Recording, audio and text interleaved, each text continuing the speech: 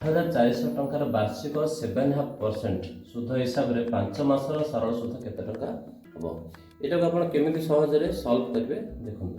ଏଠାରେ ଆପଣଙ୍କର ମୂଳଧନ ରହିଛି 8400 ଟଙ୍କା ଆଉ ସୁଧ ହେଉଛି 7.5% ମାନେ 7 ଅଧିକ ମାନେ 7 ଟଙ୍କା 50 ପଇସା ବୁଝିପାରିଲେ। ଆର ଅର୍ଥ ହେଉଛି 7 ଟଙ୍କା 50 ପଇସା ସୁଧ ବର୍ଷକୁ ବୁଝିପାରିଲେ। ତ ସେଇ ହିସାବରେ 5 ମାସର ସରଳ ସୁଧ କେତେ ଟଙ୍କା ହେବ କେମିତି ହିସାବ କରିବେ ଦେଖନ୍ତୁ। 8400 ये हूँ आपंकर मूलधन बा पी तो पी बा प्रिंसिपल अमाउंट आम नहीं पार तो पी हूँ 8400 टंका बुझिपारे। तापर सुध सुध हूँ आर बा रेट ऑफ इंटरेस्ट 7.5% बुझिपारे। तो ये 7.5% को आप कौन करेंगे 2 को 7 रे गुणी दिखाते 2 7 14 ये एक मिसी दिखाते 15 तो 15/2 ये हूँ आपंकर वर्ष को 15/2 सुध है बुझिपारे।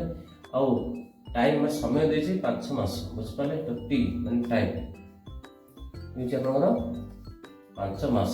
तो जेहेतु से वार्षिक कहि मैं मास को वर्ष रे परिणत करबा को पड़िबो।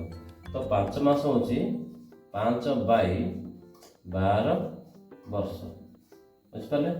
12 वर्ष लिखिबे 5/12 वर्ष हो गला बुझिपारे। तालो सूत्र पकाइ देबे SI माने सिंपल इंटरेस्ट आ सूत्र आप जानी PTR by 100 बुझिपारे।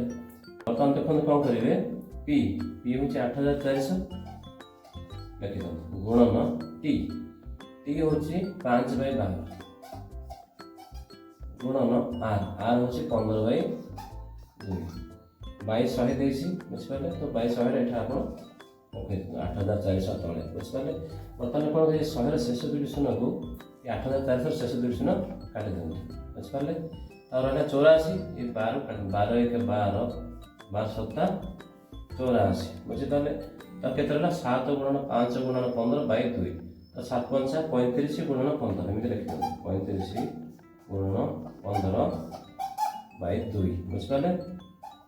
तो 35 15 गुणी दिखाते के 15 5 75 5 रखा 7 15 3 45 7 52 525/2 तो 525 मैंने 525 अधा के 262 टंका 50 पैसा। तो आप सरल सुध आसीगला